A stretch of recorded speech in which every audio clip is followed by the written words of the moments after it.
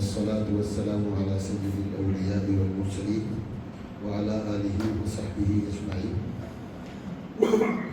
فقد قال رسول الله صلى الله عليه وسلم: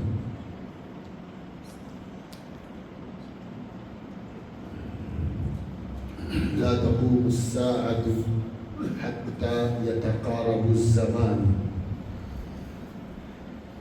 فالشهر كالجمعة والجمعة يمر كاليوم واليوم يمر كالساعة، أو كما قال صلى الله عليه وسلم.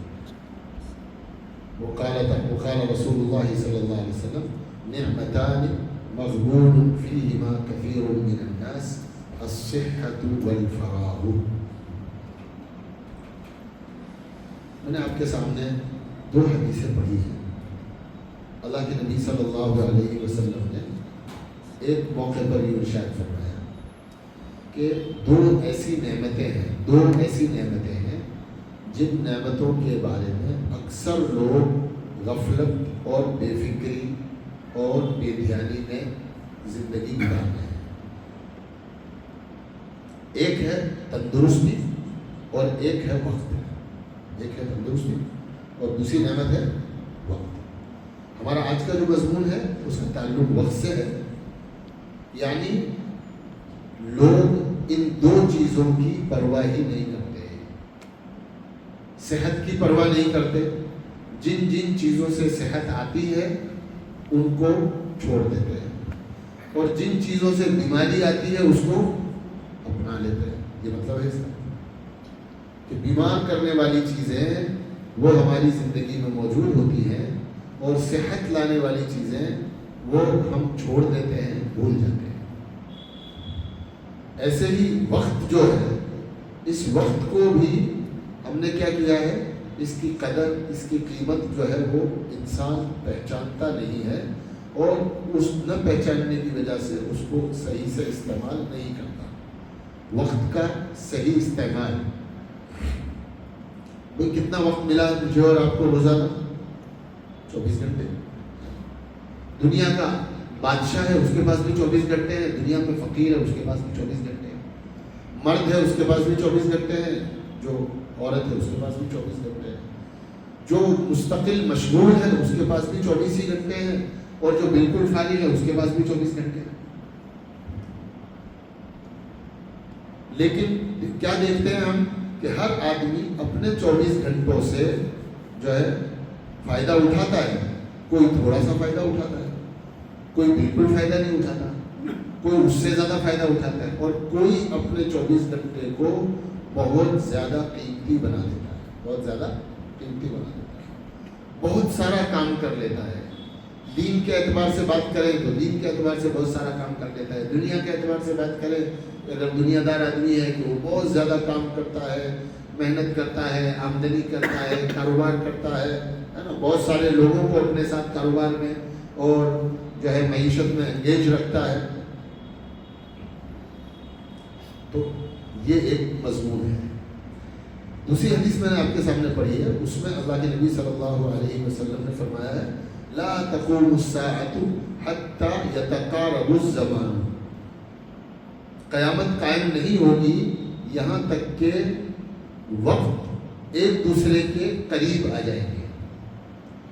سال مہینوں کی طرح گزر جائے گا, مہینہ ہفتے کی طرح گزر جائے گا, ہفتہ گھنٹوں کی طرح گزر جائے گا اور گھنٹہ ایسے گزر جائے گا جیسے چٹکی بجا دیا. گھنٹہ ایسے گزر جائے گا جیسے آپ نے کیا کر دی, چٹکی بجا دی, تالی بجا دی, پٹاخہ پھوڑ دیا. اتنے میں آپ کا ایک گھنٹہ گزر جائے گا. تو کیا یہ ایک ایسی چیز ہے کہ قرب قیامت میں ہوگی ہی ہوگی, یا اس کے کچھ اسباب ہیں کہ وہ اسباب ایسے پیدا ہو جائیں گے جن کی وجہ سے ایسا ہو جائے گا؟ ظاہر سی بات ہے کہ جب قیامت قریب آئے گی, قرب قیامت ہوگا, تو لوگ لہو و لعب میں, گناہوں میں, بیکار کاموں میں زیادہ لگیں گے بنسبت نیکی کے کاموں کے, بھلائی کے کاموں کے, کنسٹرکٹیو کاموں کے, وہ ایسے کاموں میں زیادہ لگیں گے جو ان کو کچھ بھی پروڈکٹ نہیں دیتے ہیں، کچھ بھی کام میں نہیں آتے۔ چنانچہ اب دیکھو آپ کہ ہمارا وقت کیسے گزر جاتا ہے، اخبار پڑھتے پڑھتے، ہے نا، کوئی اسکرین دیکھتے دیکھتے، کھیل کود میں، یا مصروفیت اتنی ساری کر لی ہے، کام جو ہے وقت 1 گھنٹے کا ہے اور ذہن میں کام جو ہے وہ 5 ہیں، جو 5 گھنٹے کے کام ہیں۔ ذہن میں کام کتنے ہیں؟ 5 ہیں، جن کو 5 گھنٹے چاہیے، اور وقت میرے پاس 1 گھنٹے کا ہے۔ تو آپ جب ایک کام شروع کریں گے تو اس میں کنسنٹریشن آئے، اس سے پہلے دوسرا کام بیچ میں آپ کو آ جائے گا۔ کوئی بھی کام یکسوئی سے ہوتا ہے نا، ایک کام ہے، جب اس کام کو آپ کو کرنا ہے تو اس کو یکسوئی سے وقت دینا ہوگا۔ یکسوئی کا مطلب کیا ہوتا تھا؟ بہت پرانی بات نہیں کر رہے ہم اور آپ، جب پڑھتے تھے اب سے 20 سال پہلے، 30 سال پہلے، جس نے بھی اچھی پڑھائی کری ہے، جس میں وقت زیادہ جاتا ہے، دماغ زیادہ لگتا ہے، تو آدمی کیسے پڑھتا تھا؟ اکیلا بند ہو کر کے، کمرہ بند کر کے، کوئی ڈسٹرب نہیں چاہیے، کوئی مجھے بات کرنے مت آؤ، کوئی سلام مت کرو، کوئی فون آئے گا تو مجھے نہیں دینا ہے، کوئی مہمان بھی آئے گا تو مجھے اس سے نہیں ملانا۔ اب آدمی گھنٹہ، 2 گھنٹہ، 3 گھنٹہ اپنی جو پڑھائی کر رہا ہے اس کو یکسوئی کے ساتھ پڑھتا ہے، اس کو ایبزارب کرتا ہے، اور وہ گھنٹے 2 گھنٹے کی جو پڑھائی ہے وہ اس کو کام لگ جاتی ہے۔ وہ کیا ہوتی ہے؟ اس کو کام لگ جاتی ہے۔ آج ایک آدمی کوئی مشکل پڑھائی کر رہا ہے، ڈاکٹر بن رہا ہے، انجینئر بن رہا ہے، جو بھی مشکل چیزیں ہیں، لیکن اس کو کہو کہ بھائی جب تم پڑھنے بیٹھے ہو تو موبائل بند کر دو۔ کیا کر دو؟ موبائل بند کر دو۔ دیکھو پڑھنا تو ہے لیکن موبائل بند نہیں کرو گا۔ پڑھنا تو ہے لیکن موبائل بند نہیں کرو گا۔ کیوں بند نہیں کرو گے؟ نہیں، اس میں تو میری جان ہے،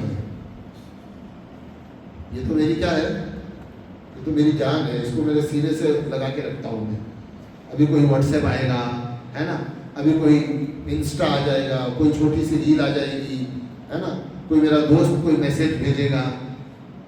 اب پڑھائی بھی کر رہا ہے اور ہر 5 منٹ میں کھول کھول کے دیکھ رہا ہے، کسی کا میسج آیا ہے، کوئی ریل آئی ہے، کوئی فلاں چیز آئی ہے۔ ماں بیچاری چائے لے کے آتی ہے تو صاحبزادے بجائے کتاب کی موبائل دیکھ رہے ہوتے ہیں۔ ایک بار آ کے دیکھا اس نے، پھر تھوڑی دیر بعد واپس کسی بہانے سے آ کے آئی تو اس نے دیکھا کہ پھر موبائل لے کے بیٹھا، بھائی کیا کر رہا ہو؟ نہیں میں تو پڑھ رہا تھا، بس وہ ایک میسج آیا تو وہ دیکھ رہا تھا۔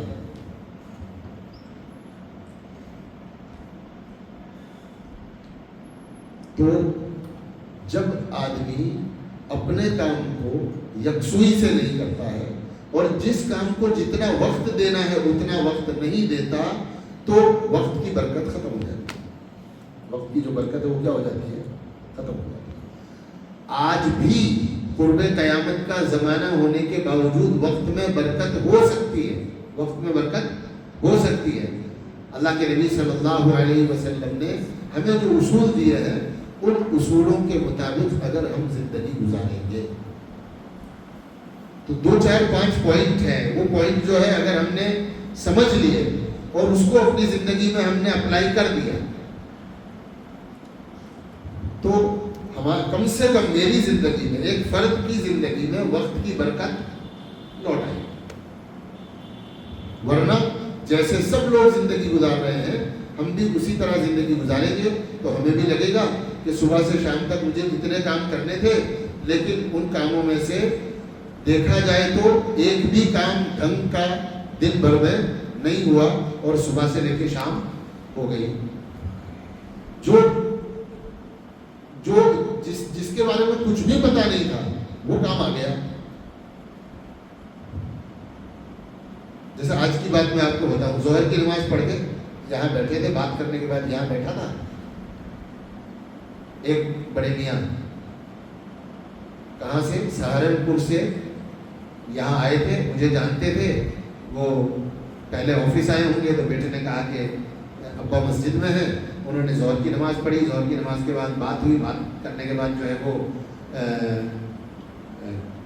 اویس بھائی کو غالباً بیٹھے تھے، تھوڑی دیر ان کے ساتھ فارغ ہوا، وہ آ کے بیٹھ گئے اور 1 گھنٹہ بیٹھے رہے میرے پاس، کتنا؟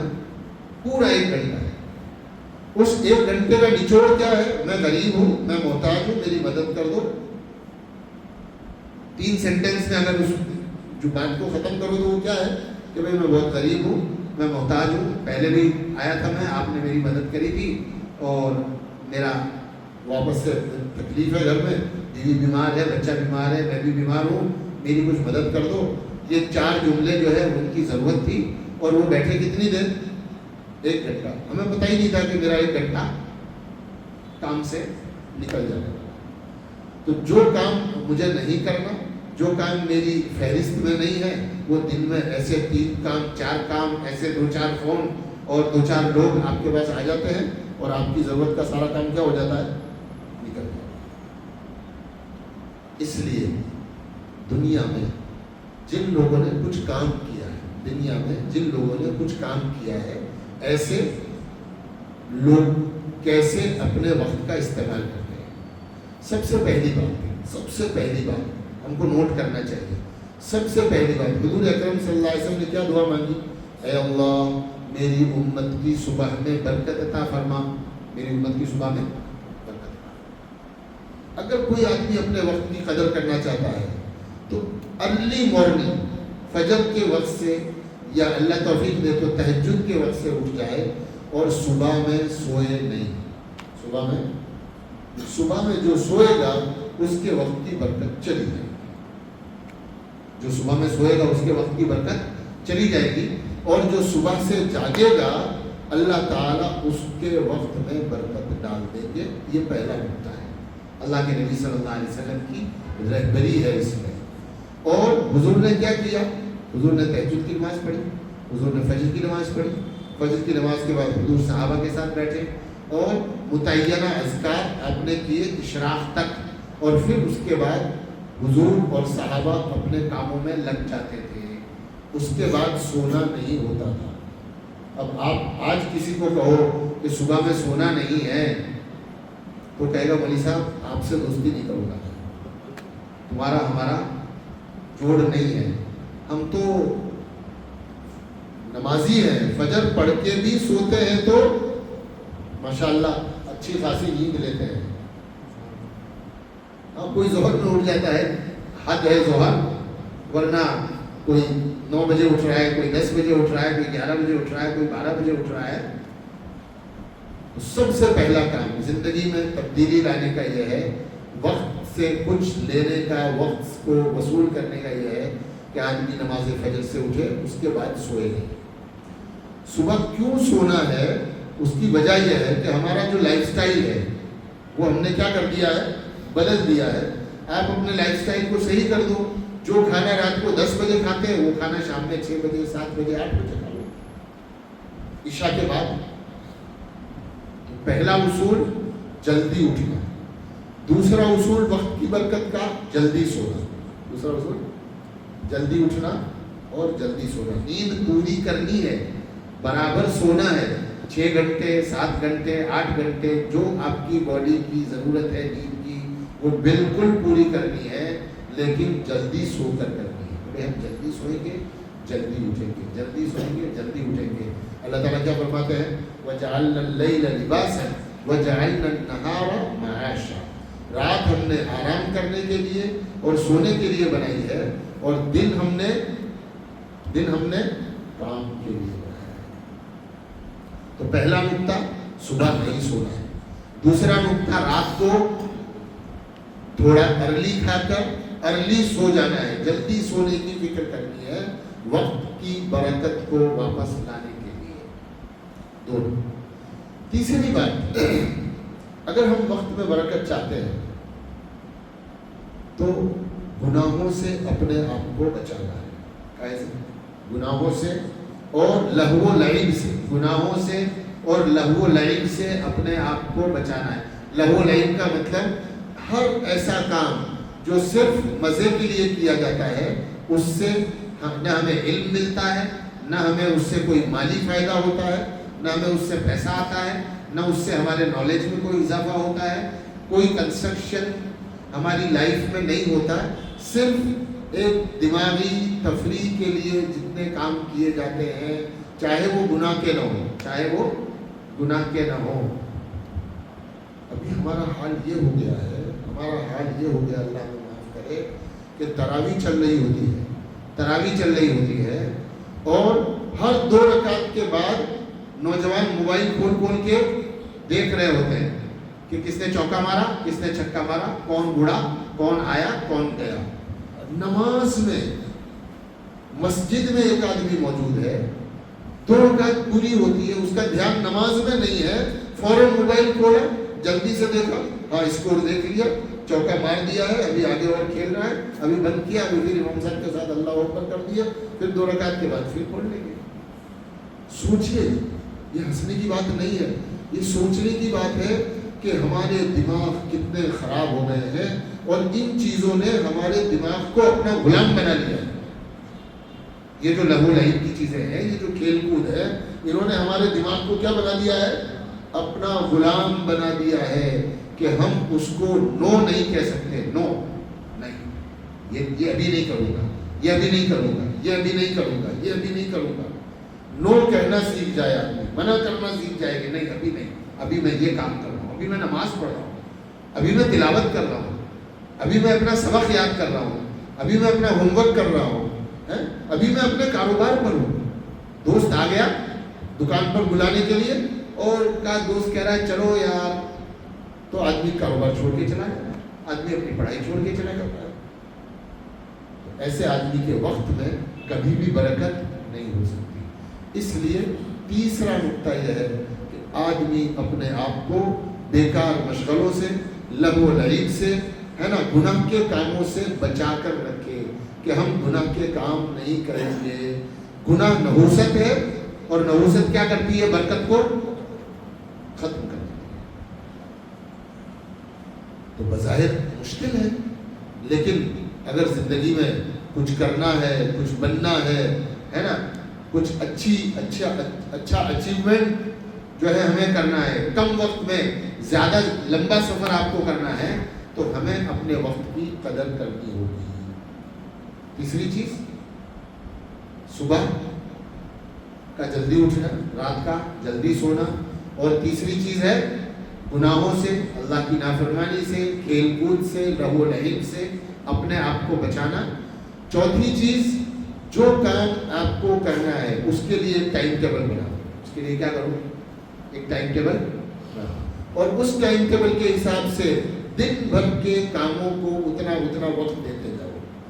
یہ کام ہے، اس میں 1 گھنٹہ چاہیے، اس کو آپ نے 1 گھنٹہ دے دیا. پڑھنا لکھنا ہے، کاروبار ہے، کسی سے ملاقات ہے، آپ کو جو کام کرنا ہے اس کام کے لیے آپ روزانہ اپنا ٹائم ٹیبل بنا کر کام کو جو ہے وقت کو اور کام کو جوڑ دو کہ اس وقت میں یہ کام کروں گا، اس وقت میں یہ کام کروں گا، اس وقت میں یہ کام کروں گا، اس وقت میں یہ کام کروں گا. اور اس کے علاوہ جب کوئی کام آپ کے پاس آ جائے تو سوائے یہ کہ وہ بہت زیادہ ضروری ہے، اس کو اسی وقت کرنا ضروری ہے. ایمرجنسی جس کو آپ کہتے ہو کہ بھئی یہ کام تو ابھی ہی کرنا پڑے گا، سب کچھ چھوڑ کے کرنا پڑے گا، ایسے کام کے علاوہ اپنے شیڈول کو چینج بولو ایسے کام کے علاوہ اپنے شیڈول کو چینج مت کرو. ہمارے بزرگوں میں حضرت اقدس مولانا اشرف صاحب تھانوی رحمۃ اللہ علیہ ایک بہت بڑے اللہ والے مفسر، محقق، ان کو مجدد کہا گیا ہے. انہوں نے اب ایک آدمی نے اپنی زندگی میں اتنا کام کیا کہ ان کے ساتھ مجدد کا لقب لگا ہے. پورے دین اور شریعت کو انہوں نے چھان کر، کھنگال کر، اس میں جتنی چیزیں غلط آ گئی تھی ان کو الگ کیا. تفسیر میں، حدیث میں، فقہ میں، علاج معالجے میں، سب کو الگ الگ کیا. تو امت نے ان کو لقب دیا مجدد امت. ان کا ایک واقعہ انہی کی آپ بیتی میں کسی وقت میں نے پڑھا تھا. ان کی ایک کتاب تفسیر ہے بیان القرآن. اردو زبان میں ہے، لیکن اس کی اردو زبان اتنی مشکل ہے کہ عربی سمجھ لے گا آدمی، لیکن ان کی اردو زبان سمجھنا، اور وہ ان کے جملے ایسے ہوتے ہیں کہ ایک جملہ انہوں نے لکھ دیا تو اس جملے کی تشریح کرنے کے لیے آپ 5 7 10 15 منٹ بول سکتے ہو، ایک جملے کو سمجھانے کے لیے 10 منٹ آپ بول سکتے ہو، ایسی ان کی تفسیر ہے۔ وہ کہتے ہیں کہ ایک مرتبہ میرے استاد تھانہ بھون تشریف لائے ان سے ملنے کے لیے، تو ظاہر ہے استاد آئے تو مجھے ان کو وقت دینا ہے، میرا شیڈیول فکس ہے کہ اس وقت میں یہ کام کرنا ہے، اس وقت میں یہ کام کرنا ہے، اس وقت میں یہ کام کرنا ہے، اس وقت میں یہ کام کرنا ہے۔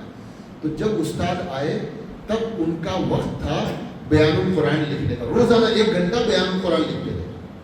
مصنف جو ہوتے ہیں نا، آتھر، جو لوگ آتھر ہوتے ہیں، کتابیں لکھتے ہیں نا، وہ دن بھر میں کچھ وقت اپنی کتاب کو دیتے ہیں، کچھ وقت پڑھنے پہ لگاتے ہیں، کچھ وقت لکھنے پہ لگاتے ہیں کہ بھائی میں نے روزانہ 2 صفحے لکھنے ہیں مثال کے طور پر، روزانہ 5 صفحے مثال کے طور پر مجھے لکھنے ہیں، تو وہ وقت اس طرح سے اس کو دیتے ہیں کہ جس وقت میرے استاد تشریف لائے اس وقت میرا وقت تھا بیان القرآن لکھنے کا۔ اب میں سوچ رہا ہوں کہ استاد کے پاس بیٹھوں کہ اپنا کام کروں، استاد کے پاس بیٹھوں کہ اپنا کام کروں، استاد کے پاس بیٹھوں کہ اپنا کام کروں۔ اور انہی کی یہ بات ہے، اور حدیث بھی ہے کہ روزانہ زندگی میں کچھ کاموں کے کرنے کے عادی بن جاؤ، چھوٹے چھوٹے کام روزانہ پابندی کے ساتھ کرو اگر تم کچھ اچیو کرنا چاہتے ہو۔ ان کا یہ ہے کہ ایک دن آپ نے اپنا عمل چھوڑ دیا تو دوسرے دن پر اس کا کیا پڑے گا؟ اثر پڑے گا۔ جیسے یہ جو جم کرنے والے ہوتے ہیں آپ ان کو بولو کہ آج چھٹی کر لیں، تو ایک بار آپ نے چھٹی کی تو پھر دوسرے دن کیا ہوگا؟ پروبیبلی چھٹی پڑے گی، پروبیبل یہی ہے کہ بھائی چھٹی پڑے گی۔ وہ کہے گا نہیں، بھلے ہی مہمان آئے ہیں آپ لوگ ذرا بیٹھو، نہاؤ دھو، میں ذرا تھوڑا سا روزانہ 2 گھنٹے ورک آؤٹ کرتا ہوں، لیکن میں آدھے گھنٹے میں ذرا جا کے اور کچھ تھوڑا سا کر کے آ جاؤں تاکہ میرا معمول پورا ہو جائے۔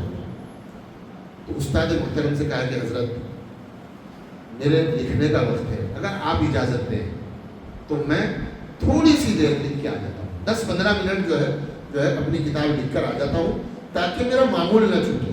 اور استاد تو وہ تھے جنہوں نے ایسے شاگرد بنائے، ظاہر ہے کہ وہ اس کی اہمیت کو سمجھتے تھے۔ انہوں نے کہا اشرف علی آپ جاؤ، میں اپنا کام کر لیتا ہوں، آپ ضرور اپنا معمول پورا کر کے۔ کہا میں گیا اور میں نے 1 گھنٹہ 1.5 گھنٹہ جو دیتا تھا اس کے بجائے 10-15 منٹ اپنا معمول پورا کیا اور میں واپس استاد کے پاس آ گیا تاکہ دوسرے دن میں میرے معمول پر کوئی اثر۔ تو اپنے کاموں کو جو ہے بانٹنا ہے کہ یہ وقت میں یہ پڑھنا ہے، اس وقت میں یہ لکھنا ہے، اس وقت میں یہ فلاں سے ملنا ہے۔ بیچ میں جو کام آ جائیں ان کو اوائڈ کرنا ہے، ان کو کیا کرنا ہے؟ ان کو اوائڈ کرنا ہے، ان کو جو ہے ٹالنے کی کوشش کرنی ہے کہ یہ اس کے حوالے کر دیا، یہ اس کے حوالے کر دیا، یا ابھی ذرا ٹھہر جاؤ 10 منٹ 15 منٹ میں میرا یہ کام پورا کر لوں پھر آپ سے مل لیتا ہوں، بیچ میں ہی میرے پاس وقت ہے۔ تو اس طرح سے اگر آپ اپنا وقت گزاریں گے، میں اپنا وقت گزاروں گا، ہم سب اپنا وقت گزاریں گے تو اپنے اس وقت سے بہت کچھ اچیو کر سکتے ہیں۔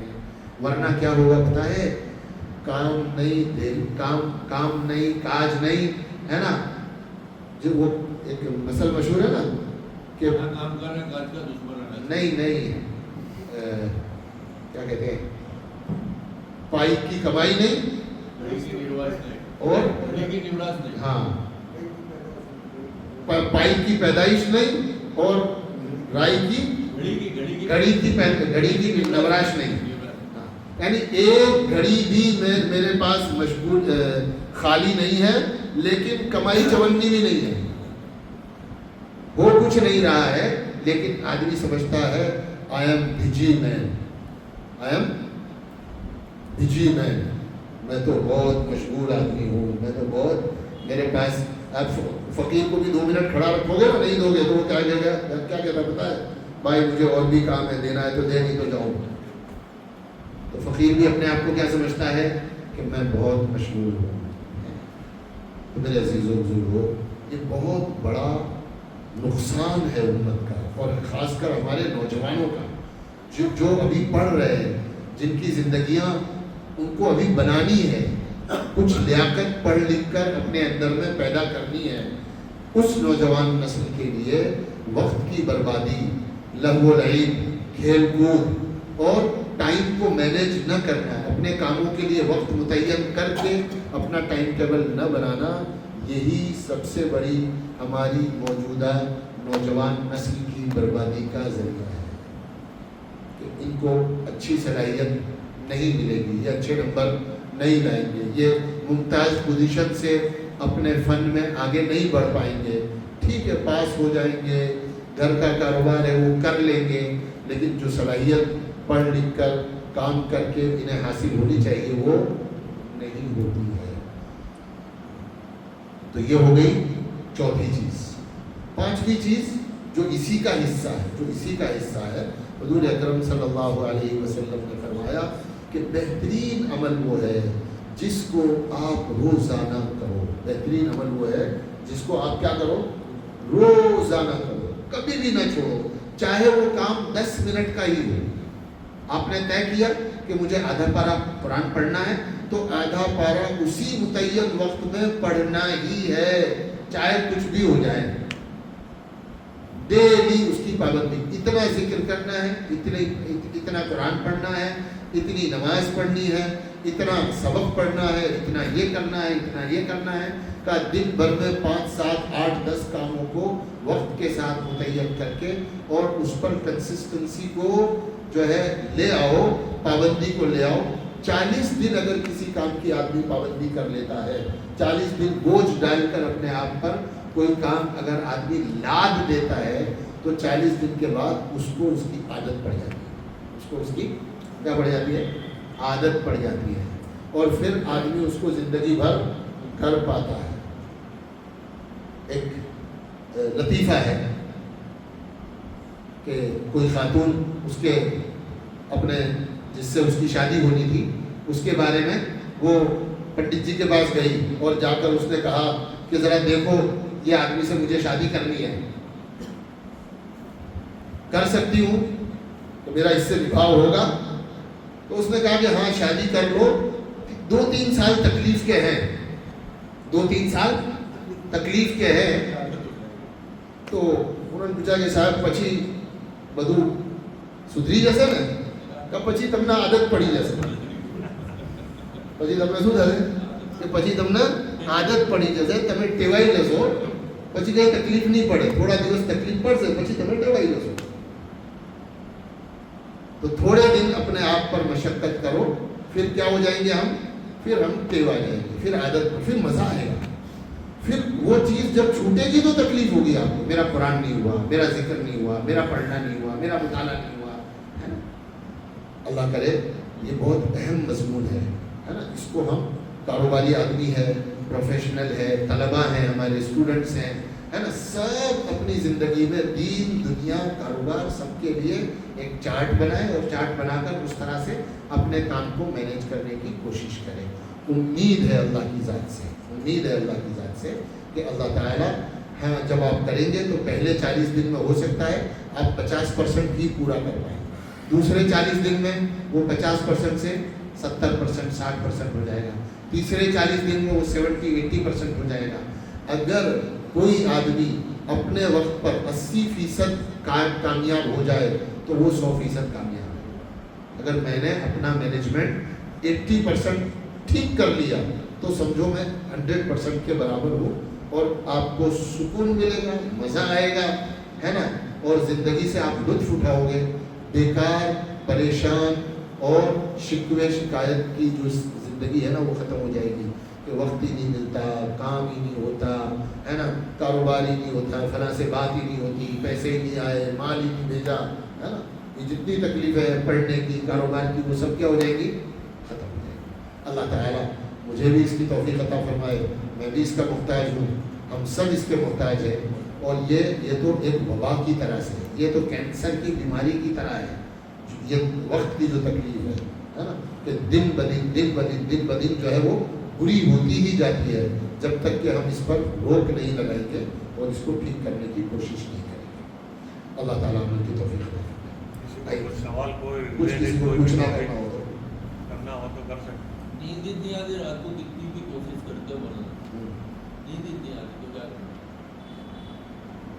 نہیں جب ایسا بنا ہے کہ جلدی سو جاؤ یہ رات صبح کی نماز کا دن نہیں ہے. کتنے گھنٹے سوتے ہو؟ فجر کی نماز سے لے کے 11 پھر 12 جواب پڑھ کے جاتا ہے صبح. میری خود کی لائف میرے کو رات کو 3 بج جاتے 2:30 بجتے 2 بجتے رمضان میں تو یہ میں نے کہیں دفعے کرا یار وہ آنکھیں اگر لال ہو جاتی 2-3 دن اور بھی دینا کام بھی نہیں ہوتا مگر بھی خراب ہو جاتا نیند نہیں آتی تو رات کو آتی نہیں یہ بہت پریشانی. دیکھو اس کا موٹا سا حل یہ ہے کہ پہلے آپ صبح میں سونا بند کرو. صبح میں سونا دھیرے دھیرے کم کرو اور اس طرح عادت ڈالو کہ رات میں نیند آنے لگے. اب نیند کبھی کبھی ایسا ہوتا ہے کہ نیند آتی نہیں ہے, نیند کو بلانا پڑتا ہے. بہت بلا دینی تو ہے میں بتاؤں آپ کو, میں بتاتا ہوں, سن لو میں بتاتا ہوں. کوئی ایکسیپشن بھی ہو سکتا ہے لیکن نارمل جو ہوتا ہے وہ میں بتا دوں آپ کو کہ آپ وضو کر کے بستر پہ لیٹ جاؤ اور لیٹ کر کے یا درود شریف پڑھو یا کوئی بھی کتاب لے کر لیٹے پڑھنا چالو کرو. آپ کو بتائیں موبائل دیکھتے تو کسی کو نیند آتی. میں اگر موبائل بھی دیکھوں لیٹ کر تو 5-7-10 منٹ تو بہت ہو گئی. موبائل ایک طرف بندہ ایک طرف. موبائل دیکھنے سے کسی کو نیند آتی نہیں ہے. یہ سب ہر ایک کا یہی جواب ہے کہ اگر آپ موبائل دیکھ رہے ہو تو آپ کو نیند نہیں آئے گی. میں موبائل دیکھوں کتاب دیکھوں بیٹھا پڑھ رہا ہوں, جب نیند آنا شروع ہوگی تو اب کچھ نہیں, اب سب پٹک کے سو جاؤ. اللہم بسم اللہ, اللہ کی نعمت ہے. تو آپ اس کا طریقہ ایک منٹ میں بات پوری کروں. اس کا طریقہ یہ ہے کہ آپ کتاب لے کے لیٹ جاؤ, ہے تو پہلے دن ہو سکتا ہے 1 گھنٹے بعد آئے گی, دوسرے تیسرے دن آدھے گھنٹے بعد آئے گی. دھیرے 2-4-5 دن 10 دن 15 دن میں آپ کا شیڈول صحیح ہو سکتا ہے. موبائل پہ نہیں دن میں بھی تو نہیں آنے لگے رات کو نہیں. آپ محنت کرو, آپ کوشش کرو اس طرح سے 10 دن 15 دن 20 دن محنت کرو, پھر بھی نہ ہو تو ہم دوبارہ ملیں گے.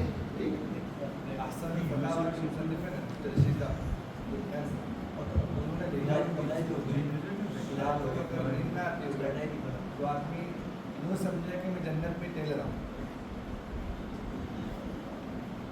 وہی 10 منٹ تو بہت ہے اس کے لیے, چاہے وہ کتنا ہی کیسا بھی مریض ہو, وہ اپنے آپ کو تصور کرے کہ میں جنت کی باغات میں جنت کی نعمتوں میں ٹہل رہا ہوں. دماغ ایسی چیز ہے کہ جو سوچے گا وہ پہنچ جائے گا. چلو ٹھیک ہے, مفتی صاحب نے آپ کو ایک حل بتایا, کرو اس کو. چلیے, اور کسی کو کچھ پوچھنا ہے؟